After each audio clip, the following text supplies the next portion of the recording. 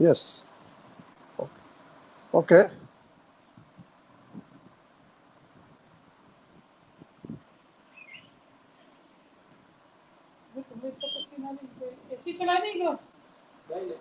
चला दो, चला दो, एसी चला दो ना, कौन ऐसा कुछ थोड़ी ना है। नहीं, एसी चलाना चला दो, ऐसा कोई नहीं है। जिसमें कंफर्टेबल हो वो कर लीजिए। ठीक है।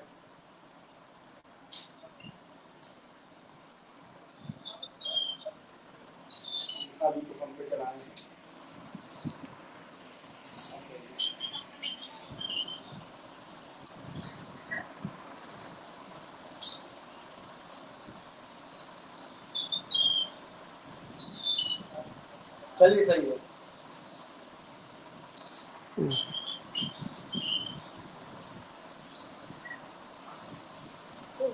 पानी हेलो, वगैरह रख लीजिए, पानी वगैरह ले लीजिए। नहीं, अभी नहीं, मैं कह रही पानी वगैरह ले लीजिए। पानी करी, पानी ले लीजिए, पानी।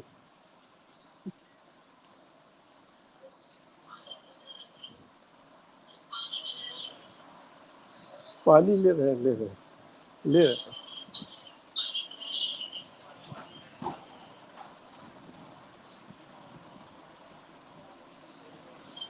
हल्ला हो रहा है, आवाज आ रही है, इधर से आवाज आ रही है।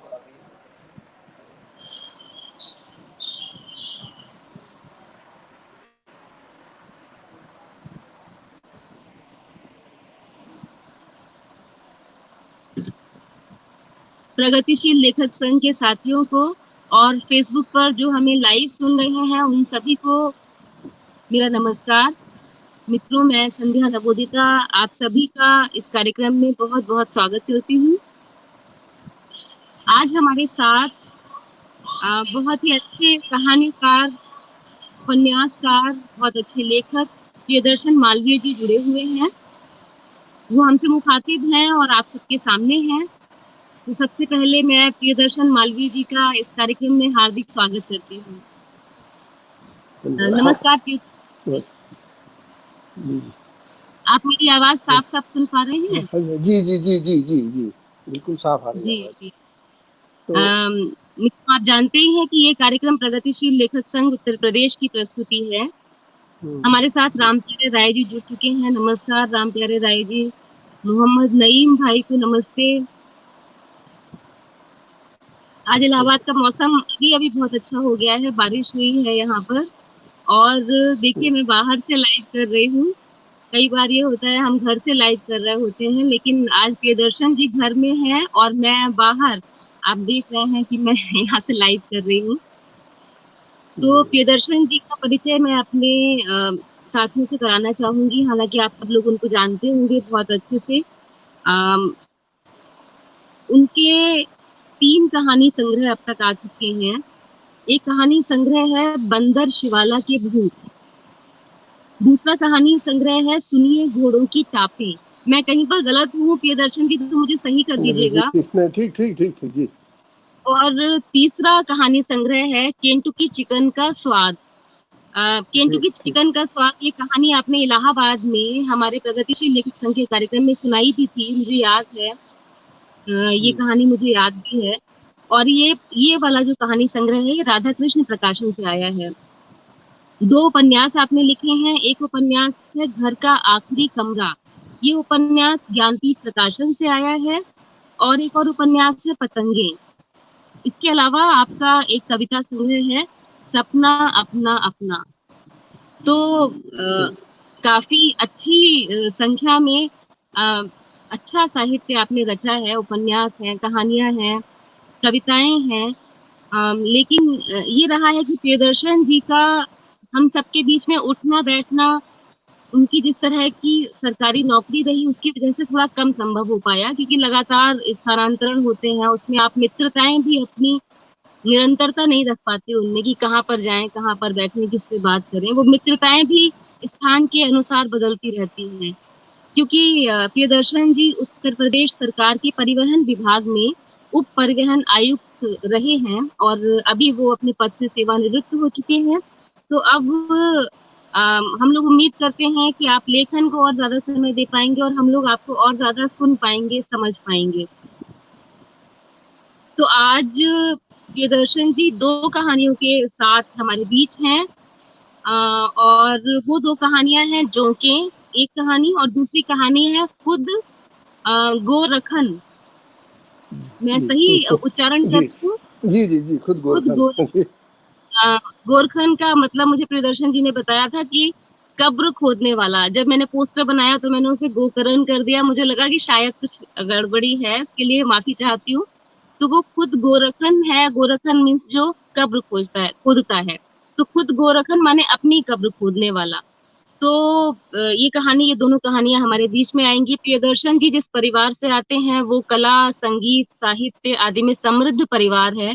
आपके परिवार के ज्यादातर सदस्य संगीत से जुड़े हुए हैं।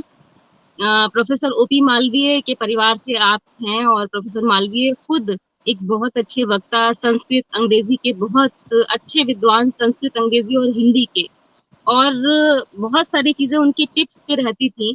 तो एक वो आपके पिता थे, तो जाहिर सी बात है कि संगीत, कला और साहित्य आपको परिवार में परंपरा के रूप में भी मिला है और आपने अपनी मेहनत से उसको बढ़ाया भी है। तो बहुत बहुत स्वागत है आपका हमारे आज के कार्यक्रम में, और मैं बीच बीच में जरूरत के मुताबिक आती रहूंगी। तो फिलहाल थोड़ी सी बातचीत आपसे ये करना चाहूंगी कि आपसे मेरी बात हो रही थी जब इसके पहले, तो मैंने कहा था कि आजकल आप क्या कर रहे हैं। तो आपने कहा कि कोरोना से संबंधित कुछ साहित्य पर काम कर रहे हैं, और दूसरा आपने कुछ और बताया था। वो दूसरा जो कुछ और लीगल। था वो अगर आप अभी उसको छुपा के रखना चाहें तो मुझे आपत्ति नहीं है, इसलिए मैं चाहूंगी वो आप खुद कहें कि आप क्या क्या कर रहे हैं। सबसे पहले तो मैं प्रगतिशील लेखक संघ का आभार व्यक्त करना चाहता हूं कि उन्होंने मुझको आमंत्रित किया। दोस्तों, मैं पिछले 20 साल से साहित्य सृजन कर रहा हूं, लेकिन सरकारी नौकरी में की जो बाध्यताएं थी उसकी वजह से जो कुछ भी कर पाया उसमें कुछ ज़्यादा कुछ कम। लेकिन इधर सरकारी नौकरी से सेवानिवृत्त होने के बाद मैं पूरी तरह से इसमें लग गया हूँ, और कहानी और कविता, उपन्यास के अतिरिक्त मैं जो हूँ कुछ कहानियों की पे अपनी कहानियों पे नज़र रख रहा हूँ जिन पे कि मुझे लिखना है। मैं उसको आलोचना तो नहीं कहूँगा, क्योंकि भाई आलोचक का की हैसियत मैं हासिल कर पाया हूँ या नहीं कर पाया हूँ, यह मैं खुद इस पर आश्वस्त नहीं हूँ। लेकिन फिलहाल कहानियों को मैं आलोचकीय दृष्टि से देख रहा हूँ, और इसकी राय मुझे मेरे श्रद्धेय विभूति नारायण राय जी ने दी। एक आध गोष्ठियों में वो मुझे अक्सर आजमगढ़ बुलाते रहते हैं, उन गोष्ठियों में उन्होंने मुझे सुना और उन्होंने कहा कि अच्छा हो कि तुम हिंदी कहानियों की आलोचना पुत्रो, क्योंकि हिंदी कहानी की आलोचना जो है वो कम है, हिंदी कहानी की आलोचना, और तुम्हारी एक, अब वो कितनी दृष्टि है ये तो आगे चल के पता चलेगा। एक लेख मैंने अभी तक लिखा है जिसको कि मैंने एक पत्रिका निकलने वाली है जो सरकारी अधिकारियों की ही पत्रिका है, उसमें आने वाला है। 2 लेख हमने और लिखे जिसको कि अभी हम भेजना है। तो वो खैर मैं, ये तो मेरा प्रयास है, उसमें मुझे कितनी सफलता मिलेगी कितना ये तो भविष्य के ज्ञात में है। फिलहाल मेरे जैसा कि काफ़ी निवेदिता जी ने मेरे बारे में बता दिया है, इससे ज़्यादा मैं नहीं जानना चाहता, मैं कोई ज़रूरत नहीं इससे ज़्यादा की, और इतना परिचय काफ़ी है। और मैं चाहूँगा कि मैं सीधे कहानी पाठ पे आऊँ, अगर निवेदिता जी की अनुमति हो तो। जी जी बिल्कुल स्वागत है, मेरा नाम नवोदिता है। अच्छा, नवोदिता, ठीक ठीक। निवेदिता जी से आ जाता है ना, भगनी निवेदिता से जो है, तो जी खैर कोई बात नहीं आपका। तो स्वागत है मैं सब। पहली कहानी है जोंके। जोंके मतलब जोंक, इसका बहुवचन है जोंके। तो मैं उसका पाठ कर रहा हूँ। समय 8 बजे सुबह, स्थान लाल बहादुर शास्त्री कॉलेज, LBS बरेली। नलिन मोहन जैन अपने कमरा नंबर 18 में अखबार पढ़ रहे हैं। अखबार क्या पढ़ रहे हैं, सिर्फ हेडलाइंस देख रहे हैं। सुबह के समय वे अखबार सरसरी नज़र से ही पढ़ते हैं, इत्मीनान से तो वे रात में ही पढ़ते हैं। अखबार पढ़ने की आदत उन्हें बचपन से लग गई है और अब ये छूटती नहीं है। अखबार पढ़ने की आदत अक्सर उनकी पढ़ाई के लिए नुकसानदेह भी साबित होती है, मगर उसे छोड़ नहीं पा रहे हैं। अक्सर उन्हें टोका भी जाता है कि इंजीनियरिंग की पढ़ाई के साथ इतना अखबार पढ़ना सूट नहीं करता। तुम आर साइड के हो क्या, जो अखबार पढ़ने में इतना वक्त जाया करते हो, पापा अक्सर टोकते हैं। सुबह बड़ी भाग दौड़ रहती है। अब जैसे कि उन्हें आधा घंटे में कॉलेज, हॉस्टल से कॉलेज पहुंचना है, लाइब्रेरी में पुस्तक जमा करनी है और 9 बजे से क्लासेज अटेंड करनी है। वे अखबार पढ़ते जा रहे हैं और सोचते जा रहे हैं कि उनके घर के अन्य सदस्य क्या कर रहे होंगे। नलिन मोहन जैन के घर में 4 सदस्य हैं। उनके पिता रवि मोहन जैन, माँ शांति जैन और बहन रश्मि जैन, जिसे सब प्यार से गुड़िया कहते हैं। पिता घर के एक कोने से दूसरे कोने में भाग रहे होंगे। बाथरूम से तो अब तक निश्चित निकल आए होंगे। शायद कपड़े ढूंढ रहे होंगे, चिल्ला रहे होंगे, शांति मेरा वो ब्राउन कलर का सूट कहाँ है। यह सूट बहुत पुराना हो चुका है, फिर भी पापा इसे ही पहनकर ऑफिस जाना पसंद करते हैं, ताकि रास्ते में धूल गर्दा लगे तो पता न चले। वही कपड़ों की अलमारी में देखो, हैंगर में टंगा होगा, मम्मी कहेंगी। पापा अलमारी खोलेंगे, अलमारी में कई रंग के सूट होंगे, गोया कोई लॉन्ड्री हो। वो उसमें से अपनी पसंद का ब्राउन सूट निकालेंगे और कहेंगे, शांत, सूट तो मिल गया, मगर वह अंडरवियर नहीं मिल रहा है। अरे वही होगा, बड़े रूम वाली खूंटी पर देखिए, माँ कहेगी। हाँ हाँ मिल गया, अंडरवियर के ऊपर अपनी तौलिया टांग दी थी, इसलिए नहीं दिख रहा था, पापा कहेंगे। तौलिया वाली बात वे झूठी कहेंगे ताकि दोष उन पर न पड़े। पापा कभी भी अपना दोष स्वीकार नहीं करते हैं, इससे पापा के अहम को ठेस पहुंचती है। अपने अहम को बचाने के लिए पापा ऐसे ऐसे फालतू तर्क देते हैं और ऐसे ऐसे कार्य करते हैं कि आश्चर्य होता है। पापा का ऑफिस जाने का मतलब होता है घर में तूफान आना। रोज का यही किस्सा है, नलिन जैन बुदबुदाए। पापा इसी तरह हड़बड़ी में तैयार होकर 9 बजे घर से निकल जाएंगे। आजकल उनका स्थानांतरण दिल्ली से 40 किलोमीटर दूर हो गया है।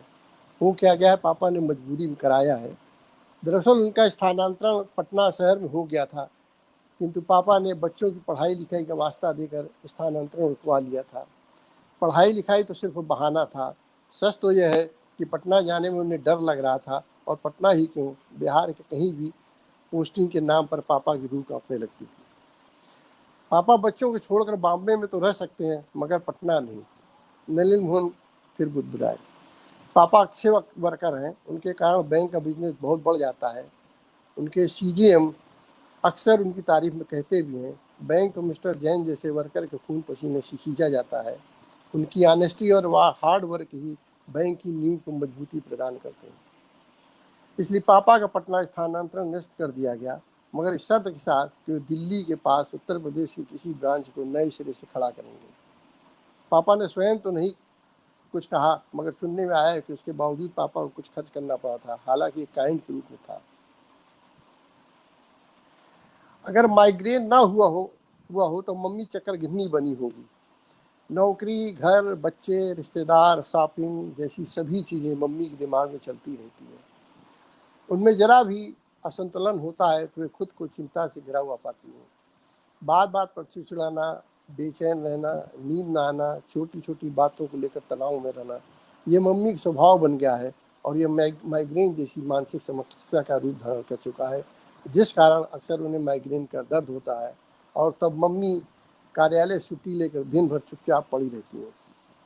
पापा बाहर लंच कर लेते हैं और उल्टा पुल्टा कुछ बनाकर, मम्मी कुछ उल्टा उल्टा बनाकर खा लेती हैं बस।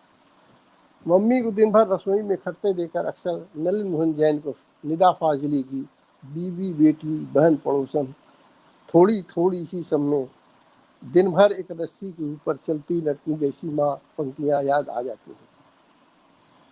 मम्मी रसोई घर में सब्जी छोंक कर जल्दी से पापा के जूते में पॉलिश कर रही होंगी, फिर थोड़ा सा मौका निकाल कर सब्जी को चला देंगी, फिर पापा को रुमाल ढूंढ कर देंगी। जल्दी जल्दी पराठे सेकेंगी, पराठे सेक कर चाय का पानी चढ़ा देंगी और इस बीच जल्द खुद ब्रश करेंगी। मम्मी को ब्रश करते देखकर टूथब्रश के विज्ञापन की याद आ जाती है कि ब्रश कर रहे हैं मसूड़ों की पिटाई। पापा तब तक ब्रेकफास्ट कर लेंगे। ब्रश करने के बाद चाय बनाएं मम्मी ब्रश करने के बाद चाय बनाएंगी। एक कप चाय पापा को दूंगी और खुद पीऊँगी। मैं मम्मी की पहली चाय होगी, जबकि पापा की दूसरी या तीसरी। पापा चाय पीकर ऑफिस निकल रहे होंगे, क्योंकि उन्हें अपने दफ्तर में पहुंचने में कम से कम 1 घंटा लगता है। पापा के दफ्तर जाने के बाद मम्मा नहा धोकर जल्दी से तैयार होकर अपने दफ्तर जाएंगी। मम्मी दफ्तर के मामले में बहुत पर्टिकुलर हैं और कार्यालय का कार्य बड़ी निष्ठा से करती हैं। उनके ब्रांच मैनेजर अक्सर इस बात पर उनकी तारीफ भी करते हैं और कहते हैं, वर्कर हो तुम मिसेस जैन की तरह प्रॉम्प्ट एवं पंक्चुअल। पापा को भी वो हमेशा टोकती रहती हैं और कहती हैं, बाढ़े पूत पिता के धर्मा, हम अपना कार्य निष्ठा से करेंगे तभी तो ईश्वर हमारे बच्चों को भी नौकरी देगा। आप देख लीजिए अपने बैंक में जिन्होंने सारी ज़िंदगी काम चोरी की, उनके बच्चे कैसे आवारा हो गए हैं, और हमारे बच्चे इसलिए लायक हैं क्योंकि हम अपना कार्य निष्ठा से करते हैं। पापा इसके जवाब में कहेंगे, क्या बकवास करती हो, ऐसा होता तो गोयल साहब के लड़कों को नौकरी नहीं मिलनी चाहिए थी और मिस्टर डे के लड़कों को बहुत अच्छी नौकरी मिलनी चाहिए थी, मगर ऐसा हुआ क्या? हुआ इसका ठीक उल्टा ही।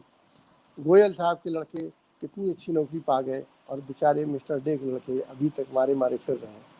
तुम जिस पोइटिक जस्टिस की बात कर रही हो वो जीवन में है कहाँ? वह तो सिर्फ कविता में ही रह गया है। सच तो यह है कि गोयल साहब ऑफिस में जो काम चोरी करके समय बचाते थे उसमें अपने लड़कों पर ध्यान देते थे, इसलिए उनके बच्चे पढ़ने में अच्छे निकल गए। लेकिन डे दादा बेचारे ऑफिस को लोग इतना सिंसियर थे कि उन्हें बच्चों पर ध्यान देने की फुर्सत ही नहीं रहती थी, इसी में उनके बच्चे बिगड़ गए। पापा के घर से निकल जाने पर मम्मा कहेंगी, चलो सुनामी से निपट लिया। सच है, जब तक पापा दफ्तर नहीं चले जाते घर में बवंडर मचा रहता है। पापा के जाने के बाद मम्मा खुद दफ्तर जाने के लिए तैयार होंगी, जल्दी से फ्रेश होकर नहाएंगी। नहाने में मम्मा को ज़्यादा वक्त लगता है, इसलिए वे तैयार होती जाती हैं और ब्रेकफास्ट करती जाती हैं। मुंह में कौर भरा होगा और वे मेकअप कर रही होंगी। इस समय मम्मा मेकअप बड़े इत्मीनान से कर रही होंगी, क्योंकि कोई टोकने वाला नहीं होगा, वरना पापा मम्मी को मेकअप करते देखते हैं तो टोकते हैं, लीपा पोती ज़्यादा मत किया करो। फोन पर नानी मम्मी से अक्सर कहती हैं, सुधा तू एक मेड क्यों नहीं रख लेती, घर का सारा काम वह करेगी, तुम आराम से तैयार होकर दफ्तर जाया करो। यहाँ नौकरी में बहुत दिक्कत है, मम्मा कहेगी। दिक्कत क्या है, इतना बड़ा शहर है, ढूंढो तो जरूर मिलेगा, नानी अम्मा से कहेगी। अम्मा जो मिलते हैं उनके मुंह बहुत खुले हुए हैं, मम्मी कहेगी। तू बहुत कंजूस सुधा, तू एक एक पैसा बचाने के लिए दिन भर खटती रहती है और थकती है, पर जब बीमार पड़ जाती तो मुट्ठी भर पैसा डॉक्टर को दी आती है, सब बराबर हो जाता है, शरीर की दलील अलग। तेरा तो यही हाल है कि मुहर लुटे पर कोयले पर छाप, नानी कहती है। नहीं अम्मा, पैसे की बात नहीं है, मेड चोर होती है, कुछ न कुछ चुराती रहती हैं, उनकी चोरी के कारण घर में बरकत नहीं होती, मम्मी सफाई देंगी। बेटी मैं जानती हूँ कि तू मेड क्यों नहीं रखती है, तुझे डर है कि मेड रखेगी तो वहाँ कहीं सुशील के साथ कोई गड़बड़ ना कर दे, वह है भी कुछ इस तरह का, और आदमी नौकर के रूप में तुझे सुशील नहीं रखने देगा, नानी कटाक्ष करेंगी। मामी मम्मी झेप जाएंगी और झेप पिटाने के लिए सिर्फ इतना कहेंगी, क्या अम्मा अनाप शनाप बकती रहती हो। फिर अपनी कंजूसी की वकालत में कहेंगी, अम्मा कंजूसी ना करूँ तो कैसे दो दो बच्चों को इतनी महंगी पढ़ाई करवा सकती हूँ, क्यों तुम्हारी तनख्वाह आती है, फिर दिक्कत क्या है, नानी कहेंगी।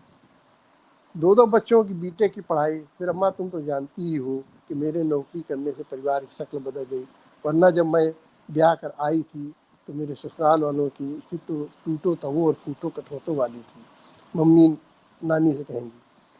ऐसा तो नहीं था बेटी, खाता पीता परिवार हमेशा से था, नानी कहेंगी। नानी को लगा कि मामा उसे ताना दे रही हैं कि उसकी शादी ठीक से देखकर नहीं की है। क्या खाता पीता था, सिर्फ पीता ही पीता था, मम्मी का इशारा नलिन के दादाजी और चाचा जी की शराबखोरी की आदत की तरफ था। अब बेटा अंदर की बात कौन जानता है, नानी कहती। मम्मी बात खत्म करने की गरज में मौन धारण कर लेती हैं। अब वे भागम भाग में कार्यालय पहुंचेंगी, फिर भी सबसे पहले पहुंचेंगी।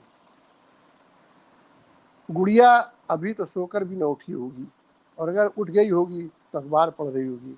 अखबार वो सिर्फ गेम्स, न्यूज़ तथा बिजनेस न्यूज़ ही पढ़ती है।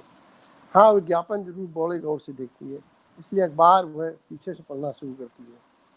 गुड़िया बहुत छनकीली है, मेरी तरह मुसुर मुसुर नहीं है। नलिन मोहन बुदबुदाए। अखबार पढ़कर झटपट तैयार होकर चल देगी ऑफिस। वो हमेशा रौले में रहती है, और रहे भी क्यों ना, जब किस्मत की इतनी धनी है। हमेशा से सफलता उसके कदम चूम रही है, तो क्यों ना उसमें आत्मविश्वास होगा। इतनी कम उम्र में इतनी जबरदस्त सफलता। 25 लाख का पैकेज 16 लाख का पैकेज मायने रखता है। उसका व्यक्तित्व है भी ऐसा कि पहली बार में आकर्षित कर लेता है। लंबा कद, छरहरा बदन, मछली जैसी आंखें, आंखें हमेशा बोलती हुई, चुतवा नाक और गौरवर्ण आंखों में मादकता के डोरे, बिल्कुल अमी हलाल मत भरे वाले। सबसे ज़बरदस्त है उसका अंग्रेजी बोलने का फ्लो। फर्राटेदार अंग्रेजी अमेरिकन एक्सेंट में एंग्लो सैक्सन स्टाइल में बोलती है। खास स्टाइल में हाथ हिलाकर, थोड़ा आंख मटकाकर, थोड़ा सा धैर्य के साथ बात करना, धीरे धीरे पॉज के साथ बोलना, और सबसे ऊपर रहता है उसका आत्मविश्वास। माँ के भी नौकरी करने के कारण उनके परिवार की माली हालत में बहुत परिवर्तन आ गया था। अब उनका परिवार बच्चों को महंगे और अच्छे स्कूल में भेजना अफोर्ड कर सकता था, इसलिए गुड़िया को अंग्रेजी मीडियम स्कूल में भेजा गया। उनका इसका ठीक उल्टा रहा। धनाभाव के कारण उनका admission government aided Hindi medium school में कराया गया, जिस कारण उनका व्यक्तित्व शुरू में उद्दंड एवं बाद में दब्बू हो गया। संयुक्त परिवार में रहने के कारण उनका दुलार बहुत होता था, और घर के कामों के कारण मम्मी भी उन्हें समय नहीं दे पाती थी। मम्मी ने बोलने दिखाई और जल्द ही संयुक्त परिवार से मुक्त होकर अलग रहने लगी। जब से नलिन मोहन जैन की छोटी बहन गुड़िया का कैंपस सिलेक्शन हुआ है, लोगों ने उनका जीना दूभर कर दिया है। हर आदमी कहता है कि लड़की होकर भी इतना अच्छा जॉब पा गई है और तुम टहल रहे हो। कहने के टोन से तो लगेगा कि बहुत सहानुभूति दिखा रहे हैं, मगर वास्तव में ताना मारा जाता है। वे उसी से परेशान हो जाते हैं। आखिर वे क्या करें। 62% बीटेक की कोई बकत होती है भला? क्या करें वे, उनका भाग्य ही नहीं साथ दे रहा है। फर्स्ट ईयर में दोनों सेमेस्टर में उनका 72% आया था, फिर थोड़ा सा कम्प्लेसेंट हो गए थे, तो थर्ड सेमेस्टर में 65% ही रह गया। फोर्थ सेमेस्टर में दुर्भाग्य पीलिया हो गया। पीलिया इन्होंने बहुत तोड़ा, मन से और शरीर दोनों से। परिणाम तो इस सेमेस्टर में उनका सिर्फ 55% रह गया। उन्होंने सोचा कि आगे कवर कर लिया जाएगा, और फिफ्थ सेमेस्टर में कवर किया भी। फिफ्थ सेमेस्टर में कैंपस सिलेक्शन के लिए कंपनियां आने लगीं। इन कंपनियों ने कॉलेज में बहुत से लड़कों को कैंपस सिलेक्शन किया। परीक्षा में नलिन मोहन जैन भी शामिल हुए, मगर उनका सिलेक्शन नहीं हुआ। वे इससे इतना दुखी रहने लगी कि उनका किसी भी काम में मन नहीं लगता। उन्हें हमेशा लगता कि जीवन में कुछ नहीं है, सब निस्सार है, मैं नालायक हूँ, मैं नाकारा हूँ, जो मैं मंद बुद्धि हूँ। इस तरह के ख्याल अक्सर उन्हें जहन में आते रहते हैं, और सबसे ज़्यादा तो उन्हें पापा के ताने का डर बना रहता है। You are a big failure Nalin, you can't do anything in your life, I challenge. B Tech में अच्छा ना कर पाने के कारण उनका किसी अच्छी कंपनी में सिलेक्शन नहीं हो पाया, हालांकि वे आधे दर्जन इम्तहान में बैठे। किसी अच्छी कंपनी में सिलेक्शन न हो पाने के कारण उन्होंने आम चलन के मुताबिक MBA master in business administration ले लिया। बहुत कोशिश के बाद भी किसी अच्छे इंस्टीट्यूट में एडमिशन नहीं मिल पाया, अतः उन्होंने दिल्ली से 250 किलोमीटर की दूर पूर्व प्रधानमंत्री श्री लाल बहादुर शास्त्री के नाम पर स्थापित कॉलेज में एडमिशन ले लिया, और इस प्रकार फेल्योर से सक्सेसफुल बनने के प्रयास में लगे हैं। डिजिटल युग में जीते हुए, फास्ट फूड के वक्त में बंद कमरों में सांस लेते हुए, और सारी दुनिया के नज़ारों को इन बंद कमरों के भीतर से देखते हुए जाने अनजाने ऐसी पीढ़ी के सदस्य हो गए जिसे ज़िंदगी एक जंग की तरह लगती है, और इस जंग में सिर्फ जीतना ही जीतना है, हारे तो गए काम से। भूल करने की जरा भी छूट नहीं है। जरा भी भूल की नहीं कि आप नुकसान उठा जाएंगे। आपकी जरा सी भूल आपको किस रसातल में ले जाकर फेंक दे, आप कल्पना भी नहीं कर सकते। और उनके पेरेंट्स तो हैं ही हेलीकॉप्टर पेरेंट्स, खुद तो हवा के घोड़े पर सवार रहेंगी। उनका बच्चा हर परीक्षा में पहले नंबर पाए, साथ ही वह स्कूल में होने वाली हर प्रतियोगिता में शब्द ज्ञान, जूडो, कराटे, खेल कूद तक की कक्षा में अपने बच्चे को भेजते हैं। अगर वह हार गया तो इतना जलील करेंगे कि बच्चा प्रतियोगिता के नाम से डरने लगे। माँ की अति महत्वाकांक्षा और पिता की घोर उपेक्षा तथा अपनी निराशाजनक असफलताओं के बीच झूलते नलिन मोहन जैन अपने जीवन के अत्यंत कठिन दौर से गुजर रहे हैं। वे करना कुछ चाहते हैं पर कर कुछ डालते हैं, कहना कुछ चाहते हैं, कह कुछ जाते हैं। अब इसे उनकी खपतुल हवासी कहिए, एब्सेंट माइंडेडनेस कहिए, या उनकी अन्य मनस्कता, नलिन मोहन जैन बुरी तरह से इसके शिकार हैं। भौतिक रूप से वह कहीं रहते हैं, दिमाग उनका कहीं और रहता है। कभी उनका दिमाग कल्पना की छलांगे भरता है तो कभी भी मायूसी के अतल सागर में गोता लगाने लगता है। कभी वे स्वप्न देखते हैं कि वे किसी मल्टीनेशनल कंपनी के CEO हैं, उनका बड़ा सा ऑफिस है, उसमें उनका एक साफ सुथरा चैम्बर है, वे किसी से कर्मचारी को भड़का रहे हैं या समझा रहे हैं, या यूं ही बैठे बैठे गोल गोल पेपर वेट को नचाते जा रहे हैं। वे बहुत धीर गंभीर मुद्रा में गोया कोई गुत्थी सुलझा रहे हैं। उनके पास बंगला है, कार से वर्लेट है, ब्रांडेड कपड़ों में बहुत स्मार्ट लग रहे हैं। कभी वे दुस्वप्न देखते हैं कि इंजीनियरिंग की तरह MBA में भी वे असफल हो गए हैं, उनका मानसिक संतुलन बुरी तरह बिगड़ गया है और उन्हें पागल खाने में भर्ती कर दिया गया है। कभी वे देखते हैं कि असफल होने के बाद घर छोड़कर भटकते भटकते हरिद्वार पहुंच गए, दाने दाने को मोहताज हो गए, और क्षुधा मिटाने के लिए वे साधुओं में शामिल हो जाते हैं। यह ज्वार भाटा दिन में कई बार आता है। दिन वे कितनी बार कितने रूप धारण करते हैं उन्हें खुद पता नहीं, इसलिए वे अब बहुत नाप तोल कर बोलना चाहते हैं और प्रायः वे उसका पालन भी करते हैं। मगर कभी कभी वे कुछ ऐसा बोल ही देते हैं जो दूसरों को नागवार लगे, और जब बोलते हैं तो बोलते ही चले जाते हैं, गोया कोई बांध टूट गया हो। अब कल की ही बात है, उन्होंने अपनी छोटी बहन गुड़िया को फ़ोन पर बुरी तरह लताड़ा। फ़ोन पर बात बहुत सामान्य ढंग से हो रही थी। गुड़िया ने बताया कि उसका दूसरी कंपनी में सिलेक्शन हो गया है, दूसरी कंपनी 12 लाख का पैकेज देगी। अब क्या चाहिए तुम्हें, तुम्हारे तो जलवे हैं, दसों उंगली घी में और सर कढ़ाई में। नलिन मोहन जैन ने सहज भाव से कहा, भैया आज देखा टीवी पर ऐश्वर्या राय कितनी क्यूट लग रही थी।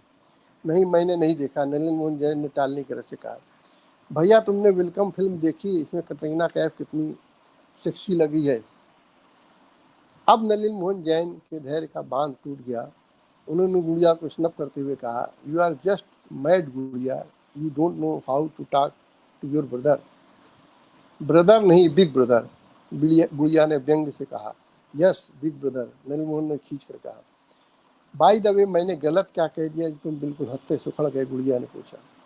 बड़े भाई से कहीं ऐसे बातें करते हैं, कभी तुम कहती हो ऐश्वर्या राय कितनी क्यूट लग रही थी, कभी कहते हो वेलकम में कैटरीना कैफ कितनी सेक्सी लग रही थी।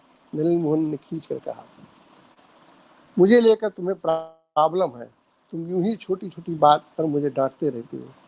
I am not a child, गुड़िया ने कहा, but your behaviour is childish, Nalin Mohan Jain ने कहा। तुमको मुझे लेकर कॉम्प्लेक्स है, गुड़िया ने सीधा निशाना दागा। हाँ, क्यों नहीं, मुझे तुमको लेकर कॉम्प्लेक्स है। मैं तुम्हारी सफलता से ईर्ष्या करता हूँ, इतनी छोटी उम्र में इतनी अच्छी नौकरी पा गई, मुझे उसकी ईर्ष्या है, but my foot I don't care. Nalin Mohan Jain एक सांस में ही बोल गए और फिर फोन काट दिया। नलिन मोहन जैन ने बाद में महसूस किया कि उन्होंने गुड़िया को कुछ ज़्यादा ही कह दिया। मैं आज ही फ़ोन पर गुड़िया से सारी बोल दूंगा, नलिन मोहन ने मन ही मन तय किया। मगर कहीं ऐसा ना हो कि सारी बोलने के चक्कर में ही फिर कुछ ऐसा बोल दूं जो उसे नागवार लगे। नलिन मोहन ने अपने से प्रश्न किया। नहीं, ऐसा नहीं होगा, मैं कुछ बोलूँगा ही नहीं, सिर्फ सारी के अलावा, नलिन मोहन ने अपने को ही जवाब दिया। अभी वे न जाने कितनी देर तक यूं ही सोचते रहते कि हॉस्टल के रूम कीपर ने अगर कहा, सर क्लासेस का टाइम हो गया है। नलिन मोहन ने एक बार फेंका और तेजी से क्लासरूम की ओर बढ़ गए। दिन भर की आपाधापी के बाद रात्रि में 9-10 के बीच नलिन मोहन जैन मम्मी से रोज बात करते हैं। फोन मिलते ही मम्मी ने पूछा, बेटा कल आ रहे हो ना? Why not, why not, Nalin Mohan ने कहा। हाँ बेटा, आना जरूर, नहीं तो हम लोग तुम्हें बहुत मिस करेंगे। आप निश्चिंत रहो मम्मी, मैं घर जरूर आऊँगा, नलिन मोहन ने कहा।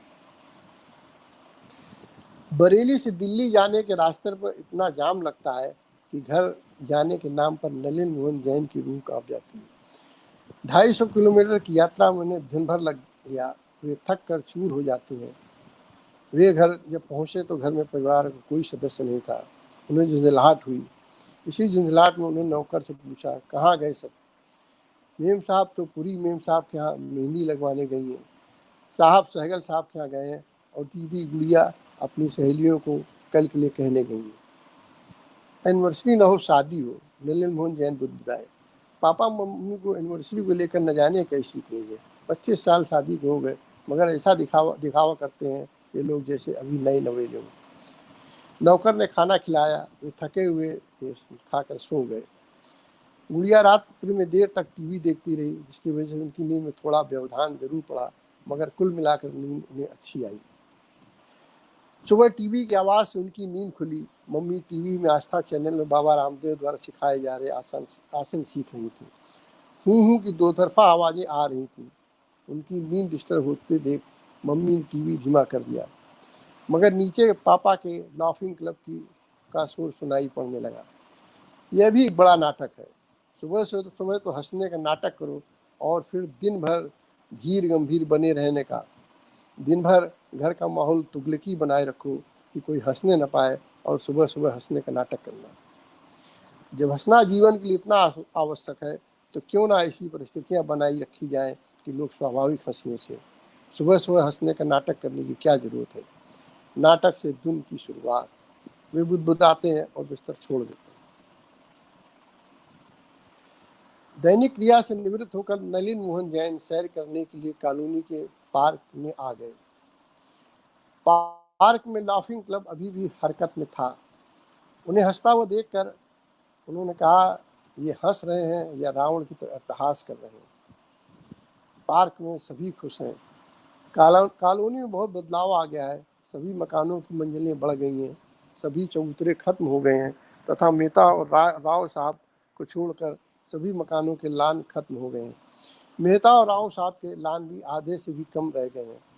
किसी समय यह पार्क अपनी हरियाली और खूबसूरती के लिए पूरे इलाके में जाना जाता था, जो पूरी तरह से नष्ट हो गया है। पार्क शादी विवाह में प्रयोग होने लगा है, जिस कारण जगह जगह गड्ढे खोद दिए गए हैं। उन्हें यह देखकर आश्चर्य हुआ कि उन घरों भी में निर्माण कार्य चल रहा है जहाँ रहने वाले लगातार कम हो रहे हैं। उन्होंने महसूस किया कि यहाँ चीज़ें आवश्यकता, योग्यता, रुचियों तथा क्षमताओं से नियंत्रित नहीं होती, बल्कि होड़ से होती है। हर आदमी एक होड़ में फंसा है। जहाँ जरूरत सिर्फ 3 कमरों की, वहाँ भी 10 कमरे हैं, क्योंकि पड़ोसी के घर में 10 कमरे हैं। आवश्यकता मारुति 800 की है, मगर खरीदेंगे पिजारियो या होंडा सिटी, क्योंकि पड़ोसी के पास होंडा सिटी है। शिक्षा तक में यहाँ होड़ है। यह भी एक स्टेटस सिंबल है। जो व्यक्ति अपने बच्चों को बीटेक या MBA नहीं करा पाता, वो अपने को निरीह समझता है। नलिन मोहन यह भी महसूस करते हैं कि बीटेक और MBA पढ़ना पढ़ाना मध्य वर्गीय परिवारों को क्लिशे हैं, एक मनोग्रंथि है। जिस मध्यवर्गीय परिवार का कोई भी बच्चा बीटेक या MBA नहीं कर रहा होता है, वो आत्महीनता में जीता है, जबकि जिस परिवार का कोई भी सदस्य बीटेक या MBA कर रहा होता है, वह गर्वोन्मत्त रहता है। जो बीटेक एवं MBA के अतिरिक्त कोई कोर्स कर रहा होता है, उसके बारे में यह धारणा आम रहती है, वह कुछ नहीं कर रहा है, वह सिर्फ भाड़ झोंक रहा है। दूसरी बात जो उन्होंने महसूस की कि उच्च मध्य वर्ग तथा उच्च वर्ग के लोग अपने बच्चों को बहुत दूर पढ़ने भेजने में अपनी शान समझते हैं। उनके शहर में कितना भी अच्छा संस्थान हो, उन्हें अपने शहर से कम 5,500 किलोमीटर दूर वाला संस्थान ही श्रेष्ठ नजर आएगा। अजब सी होड़ है इस कॉलोनी में। इसलिए पुराने मोहल्ले के लोग इसे होड़ मोहल्ला कहते हैं, और इस तरह की होड़ दिल्ली में बहुत है।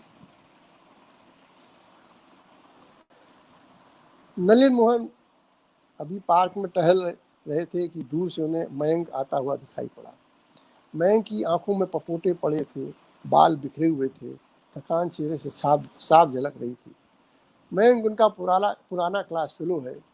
मयंक आसपास से बेखबर चला जा रहा था, गोया नींद में टहल रहा हो। नलिन मोहन ने आवाज देकर पास बुलाया। कहाँ जा रहे हो मयंक? अपना नाम सुनकर मयंक अचकचा गया। उसने अंदाज लगा लिया कि कोई पुराना साथी बुला रहा है।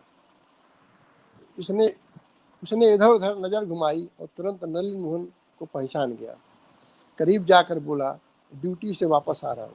ड्यूटी से? नलिन ने आश्चर्य किया। हाँ, मयंक ने जवाब दिया। मगर तुम तो मैसूर में इंफोसिस में थे, नलिन मोहन ने कहा। था कभी, मयंक धीरे से बोला। अब कहाँ हो? नलिन ने पूछा। गुड़गांव में एक कॉल सेंटर में काम करता हूँ मयंक। तुम तो किसी आईटी कंपनी में थे। आईटी कंपनी से कॉल सेंटर में चक्कर समझ में आया नहीं, नलिन ने आश्चर्य की मुद्रा में कहा। हाँ यार, ललाट में ही लिखा था, मयंक ने माथे की तरफ इशारा करते हुए कहा। थोड़ी देर तक दोनों के बीच एकदम खामोशी छाई रही। फिर नलिन ने ही प्रश्न किया, मगर ऐसा हुआ कैसे? मयंक फिर भी कुछ नहीं बोला, एकदम मौन साधे रहा। नलिन ने फिर पूछा, तुमने बताया नहीं मयंक, क्या मुझे इस लायक नहीं समझते? लायक शब्द सुनकर उसे उसने ताने के रूप में लिया। ये आईटी कंपनियां जिनकी पूरी देश में धूम है कि ये खूब रोजगार उपलब्ध करा रही हैं, हमारे देश के बेस्ट टैलेंट को छांटती हैं और उन्हें टॉयलेट पेपर की तरह इस्तेमाल करके फेंक देती हैं। इनमें एक निसंगता होती है। मैं एक ही सांस में बोल गया। अब तक दोनों पार्क की बेंच में आकर बैठ गए। थोड़ी देर तक दोनों चुप रहे। मगर मयंक फिर कहने लगा, ये कंपनियां यूज एंड थ्रो तथा हायर एंड फायर की नीति अपनाती हैं। ये अपने कर्मचारियों को नैपकिन से ज़्यादा नहीं समझती। उनकी वर्किंग कंडीशन बहुत ख़राब होती है। सुबह 8 बजे से लेकर रात 8 बजे तक तो घोषित रूप से कार्य के घंटे होते हैं, पर 10 बजे से पहले नहीं छोड़ा जाता है। इसके बाद भी ज़रूरत पड़ने पर कॉल किया जा सकता है। आधी रात में भी सबसे बड़ी दिक्कत यह है कि रात में आपको कॉल तो किया जाता है, मगर आपको कोई सुरक्षा नहीं प्रदान की जाती। यहाँ तक कि लड़कियों के मामले में भी कोर्ट ने साफ कहा है कि लड़कियों की सुरक्षा की जिम्मेदारी कंपनियां लेंगी, मगर कोर्ट के आदेश का पालन नहीं किया जाता। लड़कियों के साथ प्रायः मोलेस्टेशन तथा रेप की घटनाएं होती रहती हैं, मगर आपके साथ कोई दिक्कत होती है तो कंपनी साफ हाथ झाड़ लेती है। बहुत अच्छी कंपनी हुई तो आपको ज़्यादा से ज़्यादा वकील की सहायता लेने का खर्च उपलब्ध करा देगी। खाने पीने सोने जागने का कोई टाइम नहीं होता, उस पर भी कोई सोशल सिक्योरिटी नहीं। डेमोक्लिस की तलवार हर वक्त लटकती रहती है। ये हमेशा बना रहता है कि आपको कभी भी निकाला जा सकता है। ये कंपनियां आपका भरपूर शोषण करती हैं और इसके एवज में आपको देती है acidity, hypertension, depression, blood pressure जैसी बीमारियां। मैं एक ही सांस में बोल गया, जिससे उसकी सांस फूलने लगी।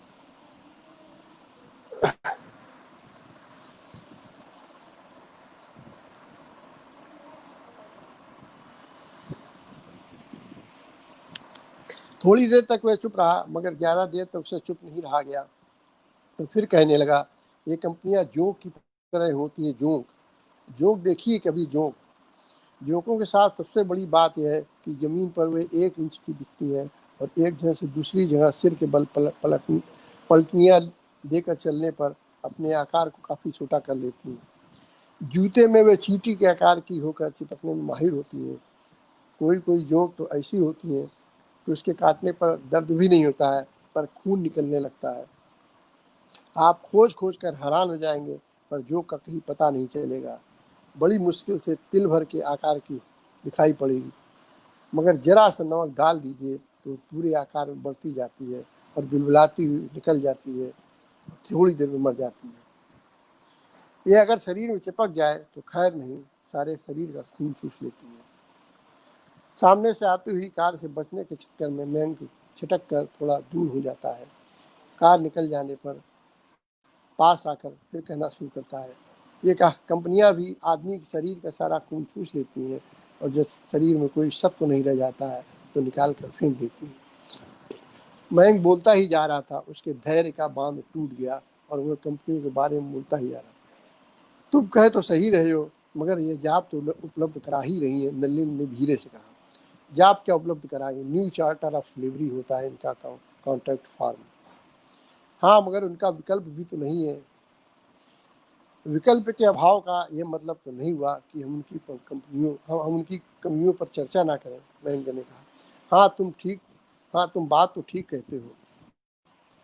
अच्छा अब घर चला जाए, तुम्हें सोना होगा, रात भर की ड्यूटी करके आए हो, नलिन ने कहा।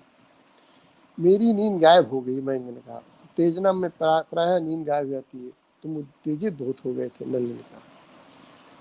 तुम उत्तेजित होने की बात कर रहे हो, मेरा तो खून खौलने लगता है इन कंपनियों की बात करने पर। मैं तो भुक्तभोगी हूँ, मयंक ने कहा। क्या भोगा है, हम भी जाने, तुम्हारा भोगा भी था नहीं। बीटेक करने के पहले ही कई कंपनियों में मेरा कैंपस सिलेक्शन हो गया था, जिसमें एक कंपनी मैंने ज्वाइन भी कर लिया। मैंने पहले ही सुन रखा था कि इस कंपनी की ट्रेनिंग बहुत टफ होती है, मगर उसकी प्रतिष्ठा सुनकर मैंने उसे ज्वाइन कर लिया था। मेरा काम भी बहुत अच्छा था, काम में कोई कमी नहीं रहती थी। जो काम मुझे दिया जाता था उसे मैं रिकॉर्ड टाइम में पूरा कर लेता था। फिर भी छोटी सी बात पर मुझे बड़े 5 जना ढट से निकाल दिया गया। दरअसल पढ़ाई के दौरान मेरी देर से सुबह उठने की आदत पड़ गई थी। कंपनी में 8 बजे शिफ्ट शुरू हो जाती थी। नियम यह था कि अपनी ड्यूटी शुरू होते ही वर्कर अपनी उपस्थिति दर्ज कराने के लिए एक मशीन में पंच कर देते थे, जिससे उनकी उपस्थिति सीएमडी के पास दर्ज हो जाती थी।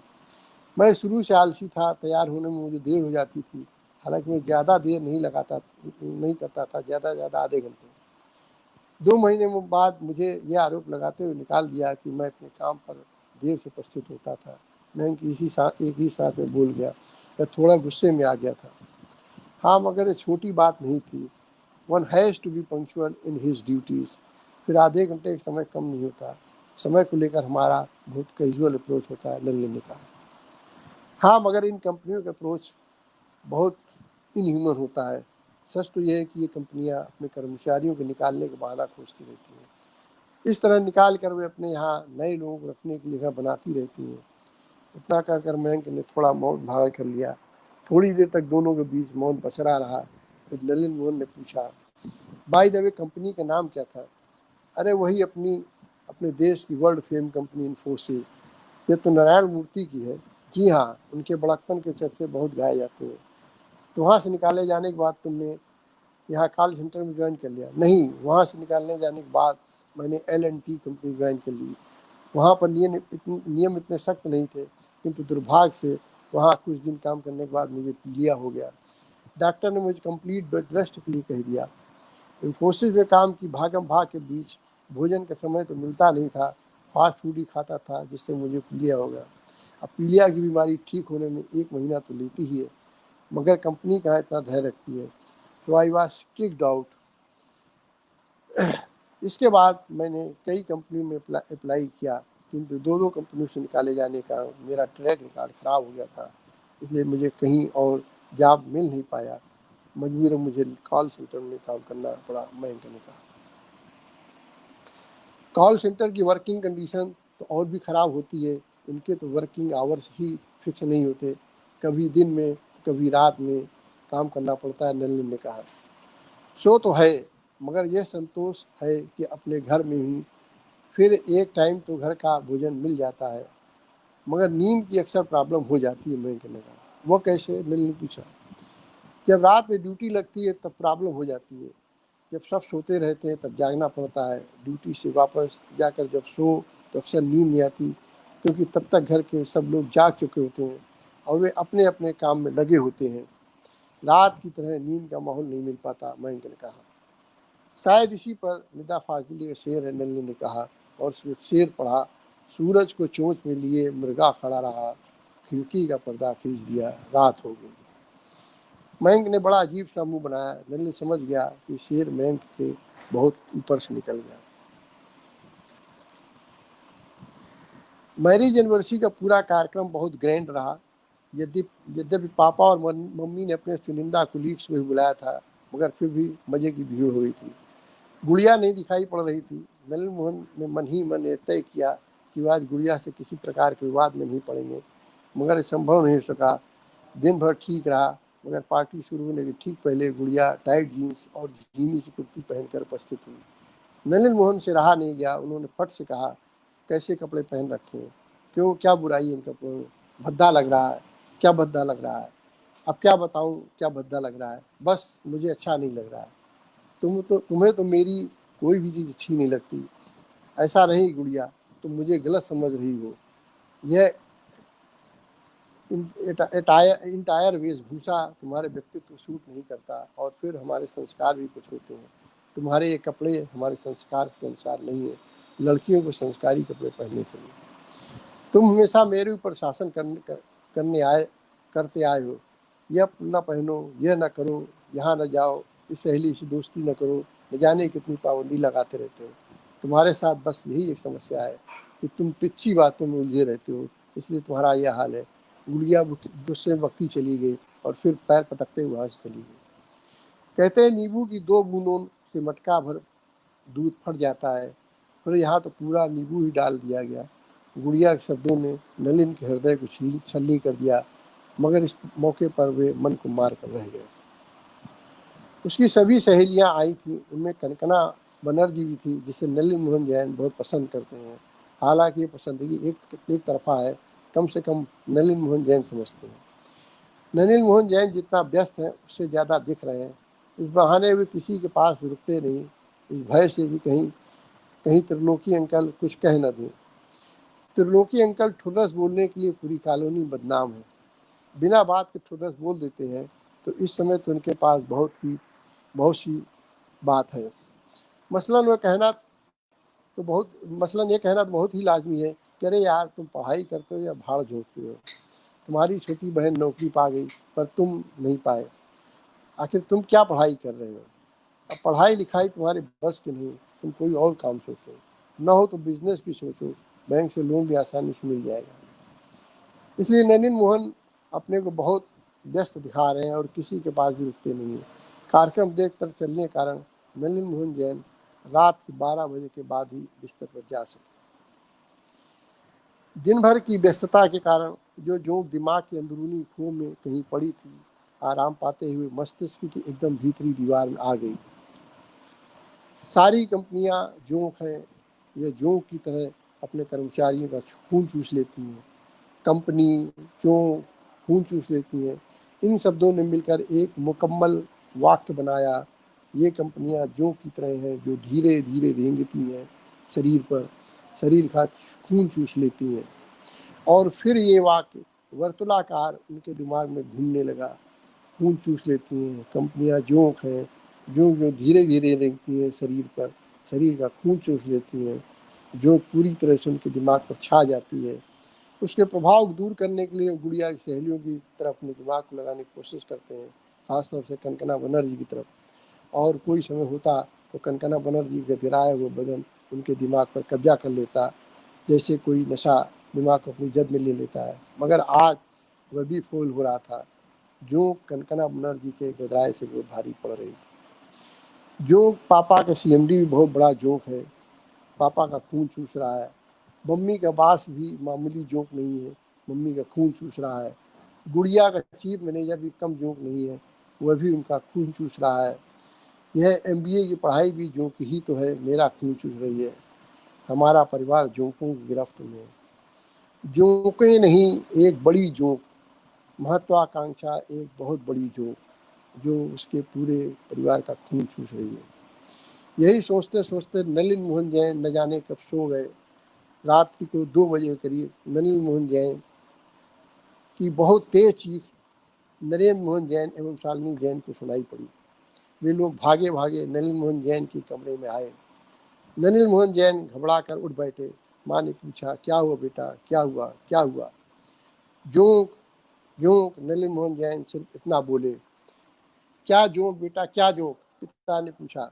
पिता के प्यार से पूछने पर नलिन मोहन जैन का भय कुछ कम हुआ और उनका आत्मविश्वास बढ़ा, मगर फिर भी वे सिर्फ इतना ही बोल पाए, मेरे पूरे शरीर में जोंकें रेंग रही हैं, मेरा पूरा खून चूस जाएंगी। नहीं बेटा, हम ऐसा नहीं होने देंगे, नरेंद्र मोहन जैन ने बेटे के सिर पर हाथ रखते हुए कहा। वे समझ गए कि बेटा बुरी तरह घबरा गया है। उसकी घबराहट दूर करने के लिए वे वहीं बैठकर बातें करने लगे और सारी रात यूं ही बातों बातों में कट गई। पापा ने कहा, नलिन बेटा रेस्ट श्योर, तुम्हें इन कंपनी में काम नहीं करना पड़ेगा। हम अपने खर्च कम कर लेंगे और अपने लाड़ने को इस नरक में नहीं जाने देंगे। हम अपनी ज़रूरतों की वजह से नहीं, अपनी महत्वाकांक्षा की वजह से ज़्यादा से ज़्यादा कमाना चाहते हैं। अब हम ज़रूरत भरी कमाएंगे। बातें करते करते न जाने कब रात गिर गई और आकाश में भोर का तारा दिखने लगा।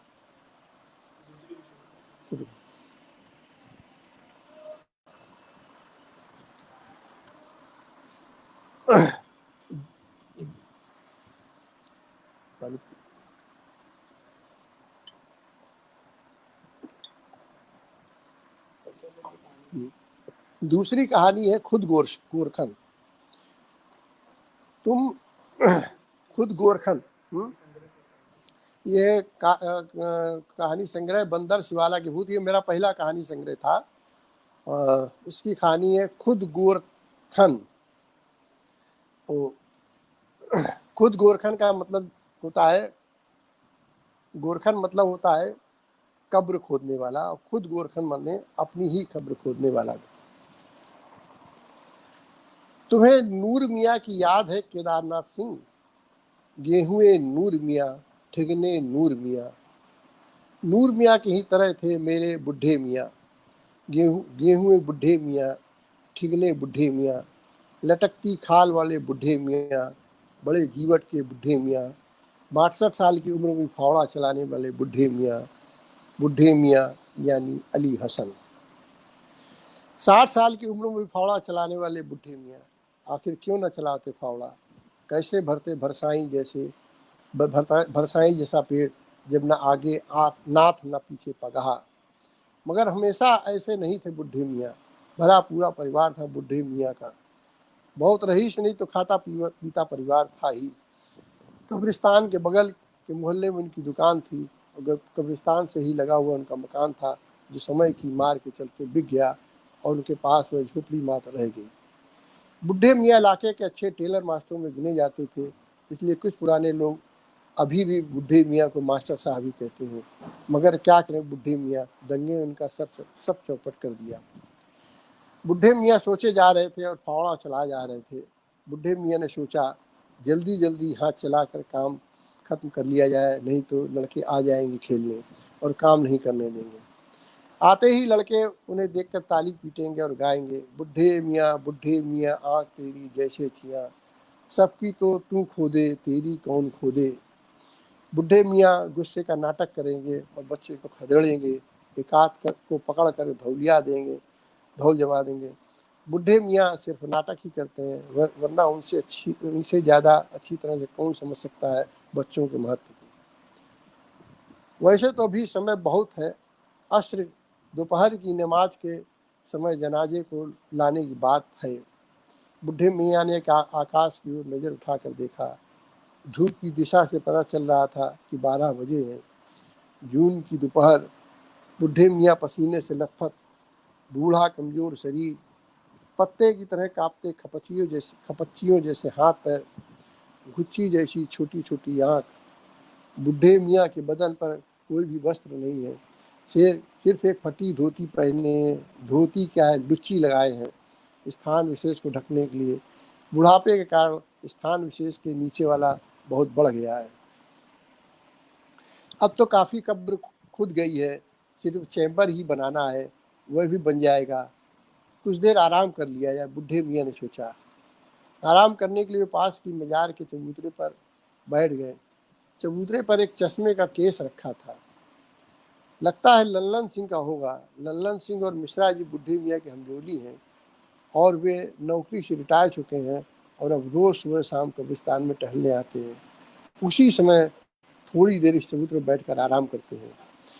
बुढ़े मियाँ के साथ सभी लोग, बुढ़े मियाँ के सभी साथी रिटायर हो चुके हैं। जो सरकारी नौकरी में थे वे तो रिटायर हो ही चुके हैं, किंतु जो बिजनेस करते थे वे भी अपनी जिम्मेदारियों से मुक्त हो गए। अब उन सभी के कारण उनके लड़के बच्चे देखते हैं, मगर बुढ़े मियाँ को कहाँ फुर्सत है। ये उस समय की बात है जब सारे देश में मस्जिद और मंदिर किनारे लहरा रहे थे। अफवाहें बड़ी तेजी से वातावरण में तैर रही थी। ऐसे में ही वह नामुराद दिन भी आ गया जब मस्जिद गिरा दी गई। सारा मुल्क क्या, सारी दुनिया एकदम से स्तब्ध। यह क्या हो गया? ऐसी तो किसी की को भी उम्मीद नहीं थी। कई जगह दंगे हुए, मंदिर गिराए गए, न जाने क्या क्या हुआ। अजी कहिए कि क्या नहीं हुआ। अब तो बुढ़े मियाँ उसे याद भी नहीं करते। याद करना चाहें भी तो बहुत सी चीज़ें याद भी नहीं रही। बूढ़े हुए हैं ना, यादाश्त कमज़ोर हो गई है। सारे शहर में कर्फ्यू लग गया, दिन भर सड़कों पर सन्नाटा छाया रहता। उनका अपनी दुकान में आना जाना संभव नहीं था, हालांकि दुकान ज़्यादा दूर न थी। पेट का सारा पैसा खत्म हो गया, राशन पानी भी सब खत्म। कुछ लोगों से उधार मांगा, मगर ऐसे में उधार देने वाला भी कहाँ मिलेगा। सभी की वही हालत, टूटा खाट और फूटा खटोता। सईदा की भी तबीयत खराब हो गई। चोरी छिपे किसी तरह से पास के हकीम जी के यहाँ दिखाया। हकीम जी ने कहा मर्द गंभीर है, बड़े अस्पताल ले जाओ। मगर कैसे ले जाते हुए बड़े अस्पताल, पेट में पैसा नहीं। पैसा हो भी तो जब कर्फ्यू लगा है तो कैसे ले जाते बड़े अस्पताल पत्नी को। बहुत कोशिश की, पास का कोई जुगाड़ बैठ जाए, मगर सबसे बड़ा जुगाड़ पैसा ना हो तो कोई जुगाड़ काम नहीं करता। और अंत में एक रात साइदा चल बसी। ये काली भुजंग रात थी। रात भर वे बच्ची के साथ पत्नी की लाश लिए बैठे रहे। सुबह हुई, कुछ लोग इकट्ठा हुए। करीम मियाँ, राशिद, नाजिम, वाजिद और लियाकत ही आ पाए। कैसे कोई आता कर्फ्यू में। यही लोग बड़ा बचते बचाते आए थे। किसी तरह से कफन का जुगाड़ किया गया। कब्रिस्तान में सबसे बड़ी समस्या यह थी कि गोरखन नहीं आया था, बहुत दूर से आता था। उसका गांव कब्रिस्तान से लगभग 20 किलोमीटर था। काफ़ी देर तक इंतज़ार किया गया, मगर जब वह नहीं आया तब करीम मियाँ ने कहा, अम्मा अली हसन, इंतज़ार का किया जाए, खुद ही न खोद लिया जाए, आखिर लाश को सुपुर्दे खाक तो करना ही है। और यह कहकर करीम मियाँ कहीं से फावड़ा ले आए और खुद ही खोदने लगे कब्र। लाइए चचा लाइए, कहते हुए अली हसन ने फावड़ा लेकर खोदना शुरू किया। काफ़ी देर तक खोदते रहे, मगर फिर थक गए। आखिर आदत जो न थी। फिर पारी पारी से नाजिम, वाजिद और लियाकत ने खोदा। कुछ देर करीम मियाँ ने भी खोदा। आखिर में बुढ़े मियाँ ने कुछ देर खोदा, चैम्बर बनाया और लाश को सुपुर्दे खाक किया। लाश को सुपुर्दे खाक करने के बाद सभी लोग अपने अपने घर चले गए। बुढ़े मियाँ, जो तब जवान थे, अपनी बच्ची के साथ वहीं कब्रिस्तान में काफ़ी देर तक बैठे रहे। बच्ची के साथ वही फूल सी गुदगुदी सी रुई के फाहे जैसी। टन्नी की आवाज़ से बुढ़े मियाँ की तंद्रा टूटी तो वे फिर कब्रिस्तान में आए। इधर कुछ दिनों से एक अजीब बीमारी लग गई बुढ़े मियाँ को। वे कुछ भी करते हैं मगर वे जीते अतीत में हैं। जैसे वे फावड़ा यहाँ चला रहे हैं मगर जी वे रहे अपने अतीत में। बैठे हैं मगर जी रहे हैं अतीत में। कुछ खा रहे हैं तो भी जी रहे हैं अतीत में। अतीत दूरी से तरह से छाया हुआ है आजकल। बुढ़े मियाँ ने सोचा थोड़ी देर आराम कर लिया जाए। अब बूढ़ी हड्डियों में वो ताकत नहीं रही कि लगातार एक कब्र को खोदते रहे। 10 बाई 4 फीट का 2.5 मीटर गहरा गड्ढा खोदना अब मामूली बात नहीं रही बुढ़े मियाँ के लिए। वे दिन हवा हुए जबकि बुढ़े मियाँ खस खस से तेजी फावड़ा चलाते थे, जैसे कोई किसान अपने खेत पतवार को खोदे। अब तो फावड़ा ऐसे चलाते हैं बुढ़े मियाँ गोया कोई पहाड़ खिसका रहे हो। बुढ़े मियाँ आकर एक पक्की मजार पर बैठ गए, मगर फिर वही बीमारी। सोचने लगे, सोचते जाते। पत्नी की मृत्यु के बाद दग्गा शांत हो गया, कर्फ्यू भी हट गया। बुढ़े मियाँ अपनी दुकान देखने गए, मगर यह क्या देख रहे बुढ़े मियाँ, दुकान तो उनकी पूरी तरह से जला दी गई। मशीन के अंदर के कीमती पार्ट्स लोग निकाल ले गए। दंगाई उनकी दुकान में सेंध मारकर नहीं, सामने से घुसे थे। बुढ़े मियाँ का मकान कब्रिस्तान के ठीक बगल में था, किंतु दुकान थोड़ी दूर कब्रिस्तान के छोर में ले ली थी। शहर का ये कब्रिस्तान 2 मोहल्लों के बीच में पड़ता था। इसके एक ओर हिंदू बस्ती थी और दूसरी ओर मुसलमानी बस्ती। बुढ़े मियाँ रहते तो थे मुस्लिम बस्ती में, मगर उनकी दुकान हिंदू बस्ती में थी। जीवन में पहली बार बुढ़े मियाँ को अपने लोगों से मुंह चुराना पड़ रहा था। उन्हें दुकान लूटने का उतना दुख नहीं था जितना विश्वास को धक्का लगने का गम था। पूरे नाते रिश्तेदारों परिचितों के विरोध के बावजूद उन्होंने हिंदू बस्ती में दुकान ली थी, इस विश्वास के साथ कि मूलतः मनुष्य सब एक सा है, चाहे वो हिंदू हो या मुसलमान। तो फिर दुकान हिंदू बस्ती में थोड़ी सस्ती मिल रही थी तो क्यों ना ली जाए। फिर उस बस्ती में टेलर मास्टर की दुकान भी कम थी। दुकान में थोड़ा बहुत पैसा रखा था, दंगाई उसे उठा ले गए। अब क्या करते बुढ़े मियाँ, यही सोचते रहे। कुछ दिन तक उधार पाती से काम चलता रहा। लोग सहानुभूति बस कुछ दे जाते, बच्ची को कुछ खिला पिला देते, बच्ची की भी कोई पड़ोसी अपने साथ ले जाता। मगर ऐसे कितने दिन चल सकता था? कोई कब तक इस तरह से कोई कब तक इस तरह अ, कोई कब इस तरह से खिला सकता था? बुढ़े मियाँ के लिए कोई काम करने को नहीं था। किसी भी काम को शुरू करने के लिए पूंजी चाहिए थी, जो उनके पास थी नहीं। क्या करते बुढ़े मियाँ? इसी सोच में बच्ची के साथ यूं ही कब्रिस्तान में बैठे थे बुढ़े मियाँ। बच्ची को भूख लगी थी, वह भूख से चिल्ला रही थी। घर में भी कुछ खाने को नहीं था। आस पड़ोस के लोग भी किसी मजलिस में गए थे।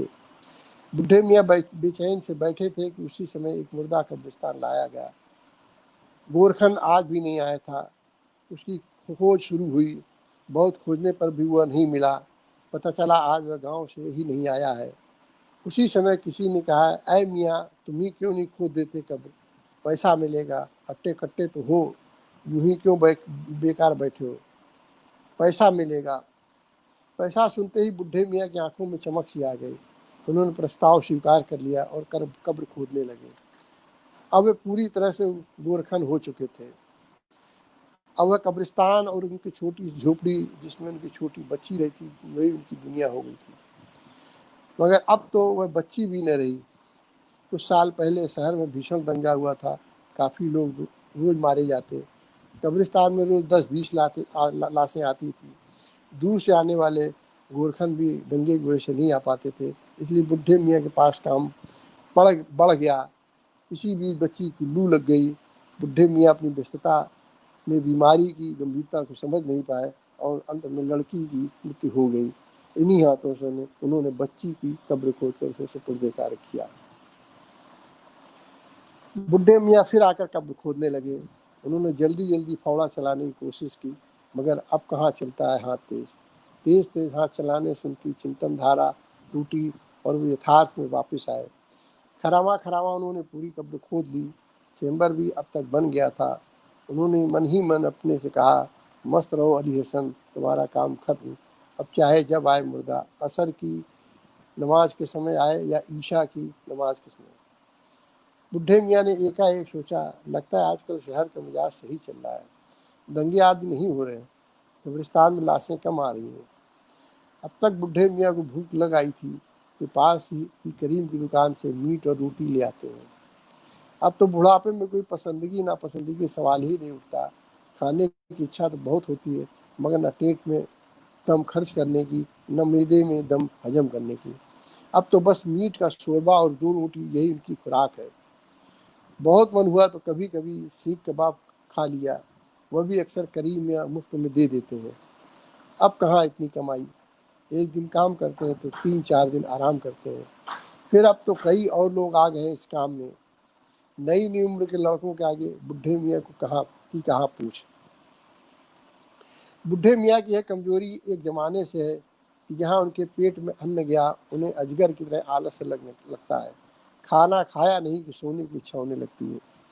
अभी तो मुर्दा आने में देर है, मुर्दा तो लगभग 4 घंटे तक आएगा। तो मुर्दा तो लगभग 4 बजे तक आएगा, तब तक एक नींद ले ली जाए, बुढ़े मियाँ ने मन ही मन सोचा। बुढ़े मियाँ कब्र में ही सो जाते हैं। जून की तपती गर्मी में इससे ठंडा स्थान कहाँ होगा, बिल्कुल एयर कंडीशन है, बुढ़े मियाँ ने सोचा। उन्हें बड़ी राहत मिल रही थी और फिर न जाने कब उनकी आंख लग गई। बुढ़े मियाँ गहरी नींद में सो जाते हैं। बुढ़े मियाँ सोते रहते हैं। कितने में रोज के नियम के अनुसार बच्चे खेलने आते हैं। बच्चे वहीं ढूंढ में बैठकर घरौंदे बनाने लगते हैं। किसका घरौंदा ज़्यादा अच्छा है, इस बात में उनमें आपस में झगड़ा हो जाता है। एक दूसरे का घरौंदा तोड़ देते हैं और मुट्ठी में भर भर कर एक दूसरे पर मिट्टी फेंकते हैं। मिट्टी कब्र में गिरती जाती है, गिरती जाती है, गिरती जाती है। ढूं की पूरी मिट्टी कब्र में गिर जाती है। बुढ़े मियाँ गहरी नींद में सो रहे थे। काफ़ी बड़ा ढू जब गिरा तो उनकी नींद खुली। उनको घुटन सी होने लगी। वे चिल्लाए। पहले बच्चों तक उनकी आवाज़ नहीं पहुंची। फिर थोड़ी देर बाद जब बच्चों को पता चला तो बड़े बूढ़ों को बुला लाए। बुढ़े मियाँ को कब्र से निकाला गया, मगर तब तक बुढ़े मियाँ चिर निद्रा में जा चुके थे। बुढ़े मियाँ को जानने वालों को इस बात से संतोष था कि बुढ़े मियाँ को 2 गज जमी तो मिली कुएं यार में। That's all. कहानी, आशा है श्रोताओं को कहानी पसंद आई होगी, और मैं पुनः प्रगतिशील लेखक संघ को धन्यवाद देना चाहता हूँ, उन्होंने मुझे कहानी पाठ के लिए आमंत्रित किया। धन्यवाद।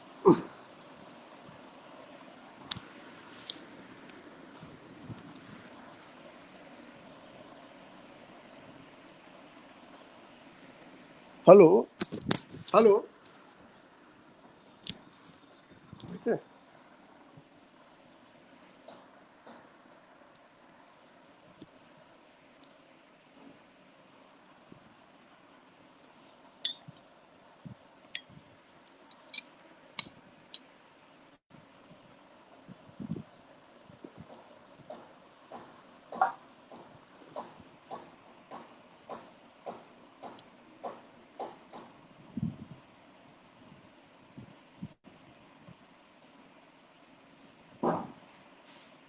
विपुल,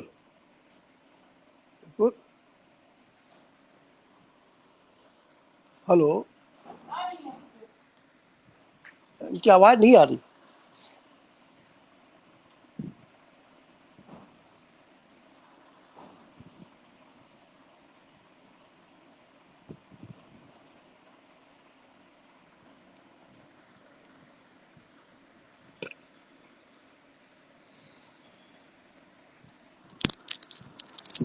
आवाज नहीं सुनाई पड़ी, इनकी आवाज हमारे पास नहीं आ रही है।